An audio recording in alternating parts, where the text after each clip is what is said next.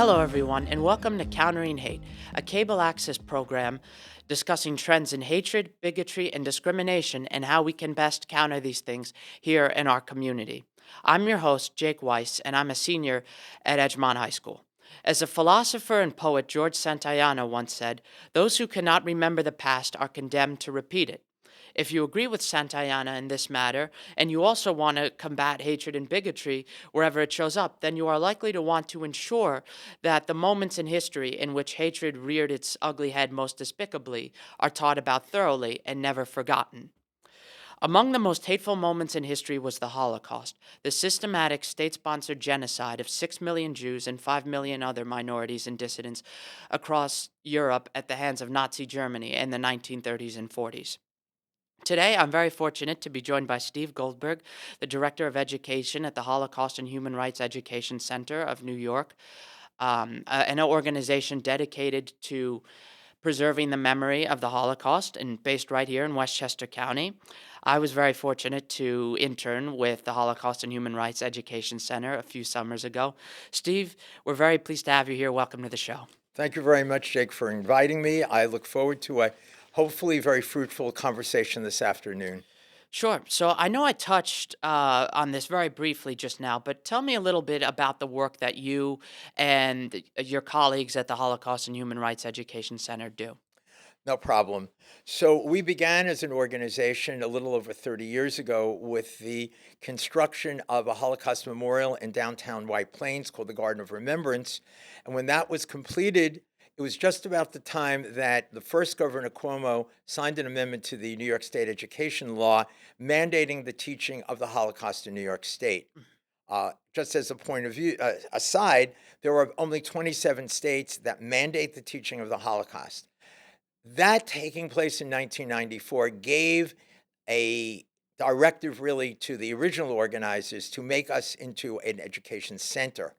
And so that's what our focus has been just about a little over 30 years, is to really work with teachers in the school districts in the lower Hudson, specifically in Westchester, and how can we better meet that mandate, providing teachers with professional development and resources so that they can now do what they need to do, predominantly in English and in social studies classes in the county. hmm Now, what motivated you to begin doing the work that you do in teaching about the Holocaust and working to ensure that it's not forgotten? Well, on a personal level, I'm a career social studies educator hmm in two very different districts here in Westchester County, starting at Edgemont and then moving on to the largest system of New Rochelle, where I served not only as a teacher, but also the district coordinator of social studies for 30 years. And so my interest in the Holocaust really comes from that academic interest as a history teacher, particularly specializing in modern world history and modern European history. And so that's kind of on the personal level what got me into it. But of course, unfortunately, in the world we live today, with the uptick of anti Semitism and other forms of hatred, the work we do is particularly critical at this moment. And so a lot of what we do is really to work with schools and how can we best convey the behavior that we expect students to demonstrate in a very diverse community. Yeah. Well, that's a great segue into my next question, which is how does the Holocaust and Human Rights Education Center, or the HHREC for short, work with schools to ensure that teachers and administrators are best able to prevent incidents of hatred and bigotry and properly deal with such incidents should they occur? Well, that's a great question. So we started and we continue to be a professional development organization working with teachers in a variety of venues. We offer full day workshops in teaching the Holocaust. We refer to these very often as meeting the mandate so that teachers in the two respective disciplines of English and social studies can get the materials that they need in order to best teach the Holocaust and other genocides. We also, along those lines, we've developed a series of trips for teachers. We're doing one this summer to historic sites in Germany and Poland. So, in a sense, they can walk the walk to better then inform them when they are teaching the subject matter. We also do programs directly with students, particularly in the area of human rights, where we run two very, very successful human rights institutes. one for seventh graders, which we do in November, and one for 10th graders, which we do in March. At this point, students, particularly in the high school institute, not only hear speakers, but they also attend workshops that are conducted by juniors and seniors who participated in the program when they were sophomores. What we do for the younger children is we do it much more along the theme of what does it mean to be a human being, and what rights do humans beings have, and what happens when those rights are violated. Yeah. So that's kind of our two-prong approach. I would say the third prong is a broader one where we also want to educate the community at large. Right. Yeah. So we run evening lectures, speakers, and programs that would be for everyone, students and adults. And so we see it as having a three-prong approach to really providing education. Right. And does the HHREC have a protocol, so to speak, when it comes to responding to incidents of hatred that occur either in schools or in the broader community? Yeah, that's a good question also. One of the things we've developed over the years is a series of programs specifically targeting uh, the uptick in anti-Semitism, for example, but it doesn't have to be anti-Semitism. It could be racism as well.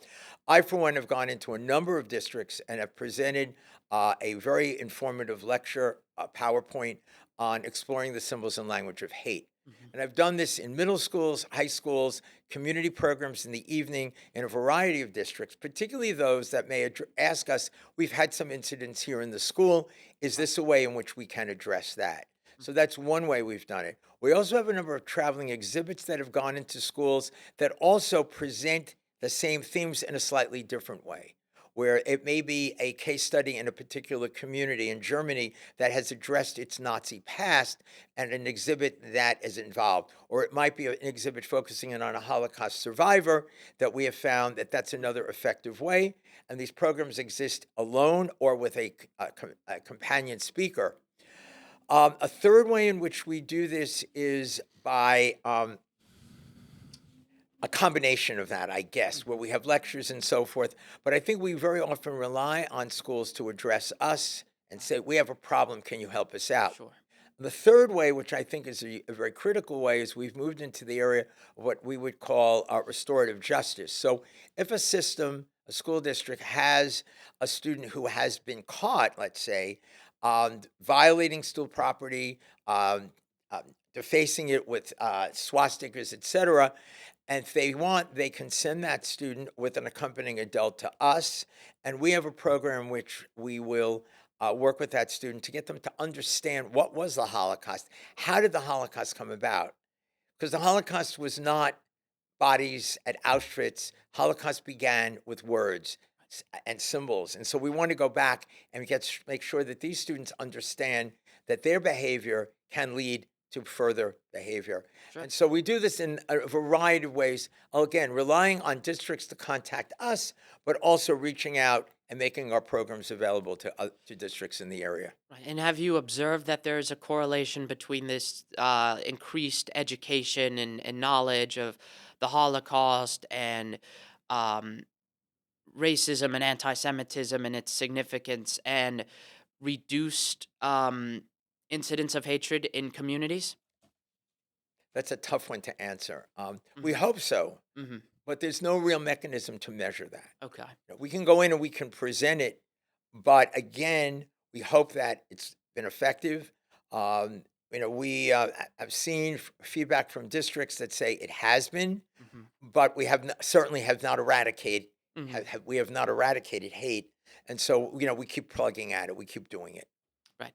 And have you seen anyone overcome hatred, like as in that they might have said or done something hateful, and they grew to understand why it was wrong, and they then as a result became a better person and they learned and moved on? As I said, when we have this restorative justice program, we have seen some impact.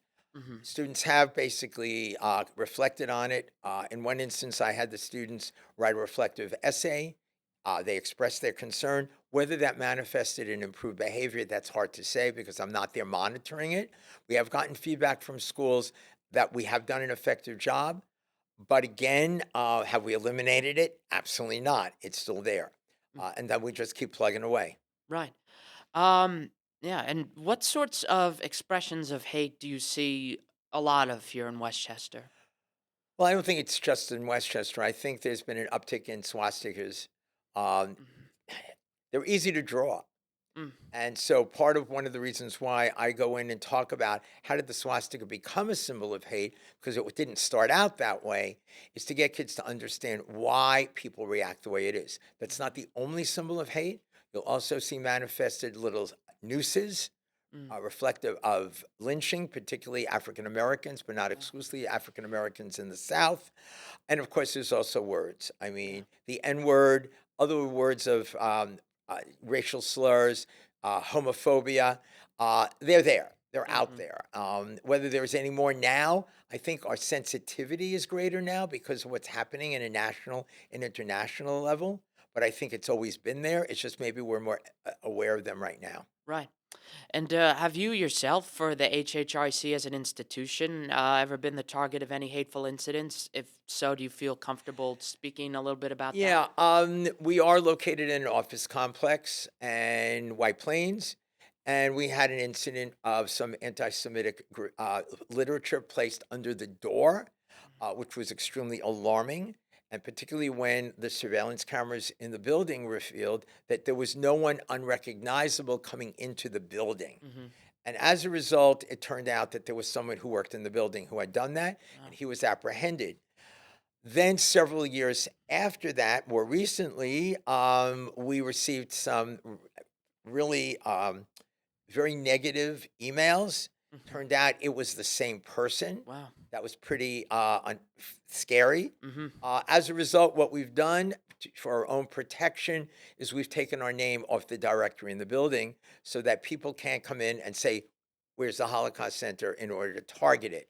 And so for us, it's a way of saying, okay, we don't want to feel that we've buckled under, Right. and Yeah. yet at the same time, we have people working in the office that we want to Sure. protect. And so when people come to the office, it's by invitation, and we say, we tell them where we're located. Yeah. I mean, did it really like upset you and disappoint you It that in the was 2020s you have to do that? Yes, it was very alarming to us that we live in a society where this happened.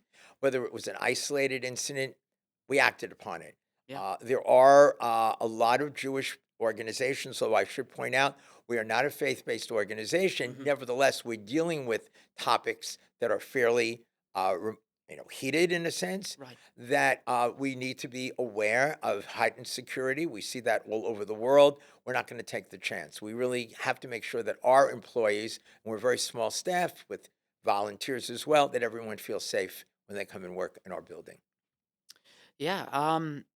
Now let's turn back to the work that the HHREC does. Now, many of the programs that the HHREC organizes involve Holocaust survivors or their children and grandchildren verbally telling their experience under Nazi persecution, usually to groups of students. Why is verbal storytelling so important for remembering the Holocaust and fighting the hate that drove it? That's a great question. Testimony is critical. Hmm. We are obviously, because of the passage of time, our Holocaust survivors are a dwindling number. They're a very rare Right. commodity today. All of the survivors in our Speakers Bureau, and we have a very good Speakers Bureau, spearheaded by a remarkable volunteer who will place them in not only the locality here, but we place them because of the advent of Zoom all over the world. We want these stories to be preserved, and they want to hear survivors. All of our survivors were young children. Just you have to do Right. the math.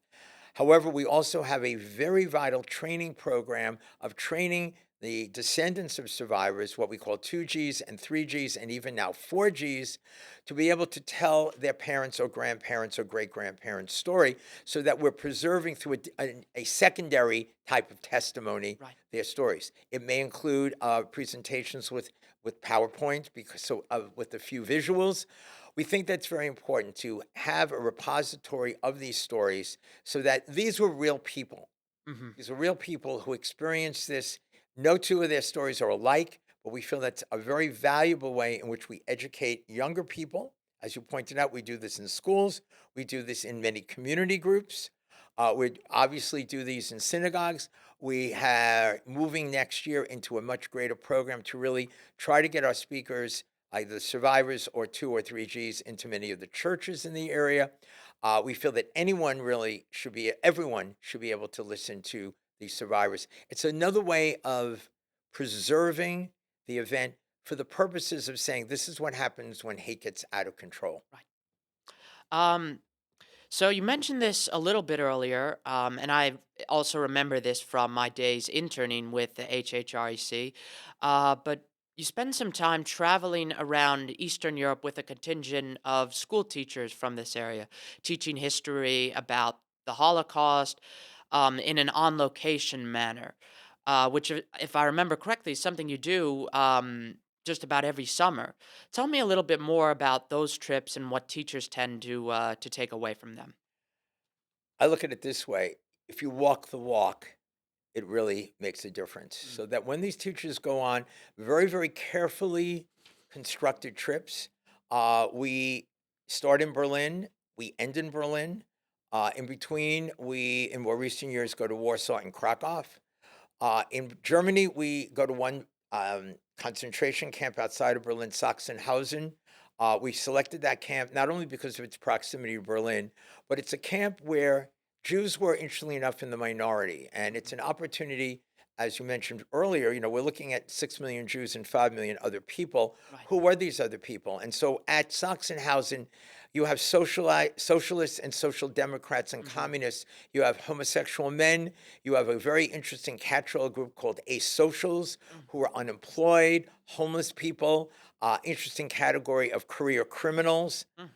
That would mean a pickpocket who's arrested, thrown in jail, released, and arrested repeatedly, and as well as Jews. Mm-hmm. And so we feel that that gives the teachers a better understanding of the diversity of the victims of the Holocaust. Right. And then we go through a lot of the historic sites. We go to the Wannsee house where the final solution was hatched in this beautiful villa on the Wannsee, beautiful lake. We'll see a lot of the Holocaust memorials that have been constructed in Germany. So we're visiting the sites where a lot of this took place. And then we travel to Warsaw and we walk through the remains of a very, very large Warsaw ghetto. Uh, Teachers suddenly come to the realization that 30% of the population of Warsaw was Jewish, which is a incredibly statistic that's hard to fathom, considering that the Jewish population in the United States is under 2%. Yeah. And now you're in a city where 1 out of every 3 people is Jewish. And then we go to a phenomenal museum there on the history of Polish Jews. And then we end up ultimately in Krakow, which is about 10 kilometers or more, maybe more than 10 kilometers to Auschwitz. Hmm. And not only do we see the city, with the Jewish settlement there, that's where Oskar Schindler was. Wow. His factory is there. We visit that, and then we go on a bus ride to probably the penultimate of all the death camps, Auschwitz-Birkenau. Hmm. We build up to that because we want teachers to be prepared for the emotional experience that they might have in visiting the notorious death camp. Hmm. As I tell all of them, their lives will never be the same. And so for us, it's to give teachers a better comprehension of this very, very difficult topic to teach and to be able to put them in a situation where they perhaps can better convey that to their students, whether they're teaching middle school, whether they're teaching high school, whether they're teaching English, whether they're teaching special ed, whether they're teaching history. So we're very proud of that program. This summer, we'll be having a record number of 19 teachers going on that trip. We try to keep the number small Hmm. because we want to make it more intimate. But we feel we're very happy because we keep getting teachers from different districts in Westchester who have not participated in it as well. So again, that adds to that personalization piece. Hmm. Now, well, of course, everything that you and the HREC are doing and have done in the past is extremely important. Would you say that there's any single project or exhibit that you are currently working on or have worked on in the past that you would say is most important? I don't know about most important, but we're Hmm. always adding on. Yeah. We're working right now on probably our most successful exhibit. I'm very, very proud of this. Is something called the 13 driver's licenses, which is a result of a small town in northern Germany, in northern Bavaria, in the south. Town very similar to the town of Greenburgh, consisting of a number of villages. They were digitizing the town records. They came upon an envelope that had a single sheet directive from December 1938, authorizing the municipality to confiscate the driver's licenses of the Jews. In the envelope were 13 actual licenses. Rather than turning it over to the county archives, the district administrator turned them over to his former history teacher in the high school, who created a most remarkable project for his seniors. In 13 teams, their job was to find out who are these people, where did they live, what did they do, and ultimately what happened. Hmm. And equipped with the great social media that these kids had, they tracked down what happened to all 13 people. One of the descendants of the drivers is his granddaughter lives here in Elmsford, Wow. and she works in Armonk in commercial real estate. And just one of these small world things, her boss is the treasurer of the HHREC. Mm. I got to it. I found out that the exhibit the students had done in Germany was in both English and German. We made copies of the English version, and every year it's been, this year I think, in about 14 different venues. And Lisa, who is the descendant, actually goes and speaks. And we have two versions. We have a traveling version. Interestingly enough, it appeared in Des Moines, Iowa Wow. during Yom HaShoah in April, and she zoomed in a presentation. So we're very proud of that. But we're always working on new things. Mhm. One of the big projects that I'm very proud of is that exactly 2 years ago, I was asked by the Commissioner of Education for New York, Betty Rosa, if I would spearhead a project to create a new online platform of resources for teaching the Holocaust and other genocides, so teachers would have resources available to them, particularly to meet the mandate in New York State. And I had 29 educators, some retired, mostly classroom teachers, English and social studies, putting together that project, which took us 15 months to do. It was completed and was presented to the Board of Regents back in September. And I think that has really helped not only teachers in this area, but around the state, and because it's open access literally around the world. Yeah. That's terrific. You mentioned a lot of the work that you and the HHREC do to fight anti-Semitism and racism and other forms of hatred. It feels like that's needed now more than ever because our climate right now feels like more hateful than it has in a long time, at least most in my lifetime. I mean, according to the FBI, we had some 10,000 hate crimes in the U.S. last year. About 1,800 of those were anti-Semitic hate crimes. Why do you think there is so much hatred right now, and what do you think could be done about it? Should I get the Nobel Prize for this if I come up with the right If you answer? would like, yeah. Uh, my own personal feeling is that anti-Semitism is always there. I Yeah. mean, it's the longest hatred. It's been around for millennia. Yeah. I think that what happens though periodically, it surfaces, and we're going through that period right now. I think that there have been recent events in the last decade that have brought anti-Semitism to the surface.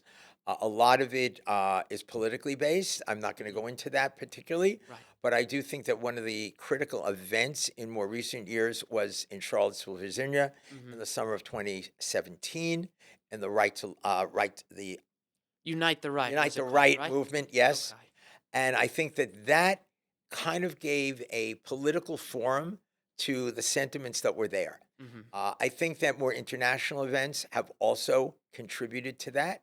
Right. I think that it's a conglomeration of things, and it's not indicative just here in the United States. You can Right. go around the world, whether it's the Bondi Beach in Australia, Yeah. whether it's events in France, the defacing of synagogues. COVID, for example, came about, and suddenly you have recollection of conspiracy theories going back to the Black Death in the Middle Ages, Oh. where Jews did not get the Black Death in the same numbers as Christians. Therefore, if they didn't get it, they must be responsible. And the next thing you know, we have COVID being linked to Jews, Mm. even though, I mean, they linked it to a lot of other groups Yeah, as yeah, well. yeah. So I think what happens is that it's easy, it becomes contagious. And I think that certainly organizations such as the HHREC and others, and we're not alone, do whatever we can. working collaboratively. There are a lot of other organizations here in Westchester as well, but across the country that are really trying their hardest to figure out strategies of getting to young people. Unfortunately, one of the biggest problems is social media. Hmm. That's a big problem today, particularly with young people. We rely on social media platforms to police themselves. That doesn't necessarily mean that's happening, but it's very easy for anti-Semitic tropes to get out there very rapidly. Yeah. Far more so than in previous generations where you didn't have that kind of instantaneous messaging. Right. Um, so we're getting ready to wrap up here. Any last advice for people looking to actively counter hatred and bigotry, either on a local scale, a larger scale, whatever it might be? I think I want to go back to your initial statement from George Santayana. Those who do not know the past may repeat it. Yeah. I think that learning about the past, but more importantly, learning about the diversity in our own society and coming to respect the individual rights of people to live their lives, regardless of whether their race, religion, sexual orientation, gender, etc. We've got to preserve and respect human rights, human dignity. It sounds very highfalutin, but I think that's the truth. People have to understand an injury to one is an injury to all. It could Hmm. be one group targeted today, but it could be another group targeted tomorrow. And therefore, we've got to learn how to live harmoniously in our society. And that's a tall order, but I think it's where we all have to work together: schools, religious organizations, civic organizations, youth groups, and parents. We've got to work together as a team to really preserve the rights of all people. That's what it's all about. All we can do is continue to fight the fight. That's how I feel. Indeed. Well, Steve, thank you so much for being here and speaking with me. If any of you at home want to check out some more of the work that the HHREC is doing, you can go to their website, hhrecny.org, all lowercase. Check out what they're doing. It's some great work. Steve, thanks so much again. Thank you very much for inviting me. I look forward to meeting again. It was my pleasure. I don't know if I can find my way